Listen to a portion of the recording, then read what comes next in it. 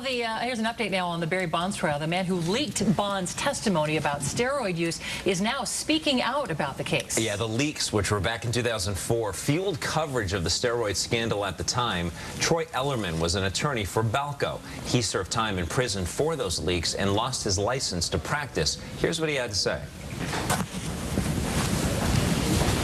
You know, everybody asked me, would you do this over again? Knowing how arrogant and egotistical and brash and passionate I was, I'd have to say yes.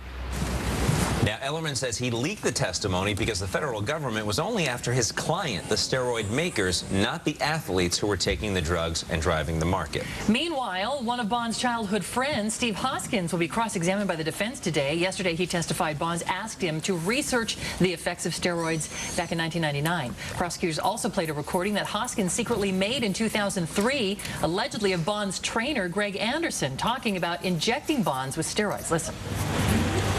Oh no, I never just go there. I moved all over the place. So I learned that when I first started 16 years ago. Because Hoskins also said he saw Anderson go into Bonds' bedroom once or twice a year during spring training carrying a needle.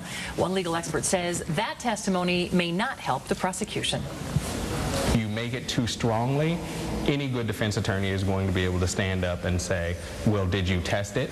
Do you have a background to be able to test it? So you don't know what it could be or what it was. The defense says he's looking for revenge because Bonds apparently fired him, accusing him of forging sports memorabilia. So a lot more still to come in the Bonds trial. We'll have that for you all this week. I know you've been following it closely. Yeah, I have, and I don't. Actually, I do, and I don't. I don't know what the deal is with the guy that's in jail. I mean, if it was me, I got news for you. I don't care how much money Barry Bonds had put in my account or whatever he had done for me. Squealing. At some point, I'd say, listen, yes, he did it.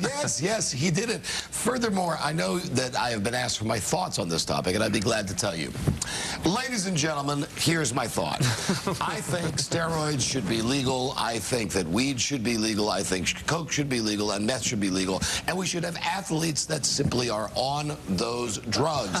If you've got 12 guys that all want to take meth, put them all on a basketball team. Let them so it's an even playing field. Yes, you have the meth guys against the clean guys. Same with coke. You've got, let's say it's the NFL. You've got 11 guys on coke playing against 11 guys that are straight.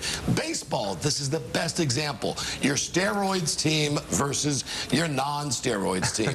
Let's just lay it out the way that it is. These guys, let the results fall where they These guys are taking their own lives into their own hands by doing this stuff and by enhancing themselves artificially. Listen, I've said this before and I'll say it again, even now on TV, I've said it on radio. If there was a steroid that would make you funnier, I promise I'd take it.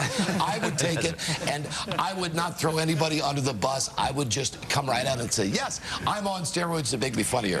If there was a steroid that I could take to help Mark and his many elective plastic surgeries, I would do that. If there was one I could give you that would keep you from hurling yourself at implements in the studio, I would give you that. You got to stop taking... problem, if steroids are being used round the clock, round the board for every sport, you're going to have trouble. It's like you'll have trouble telling whether you're at an NBA game or a WNBA game.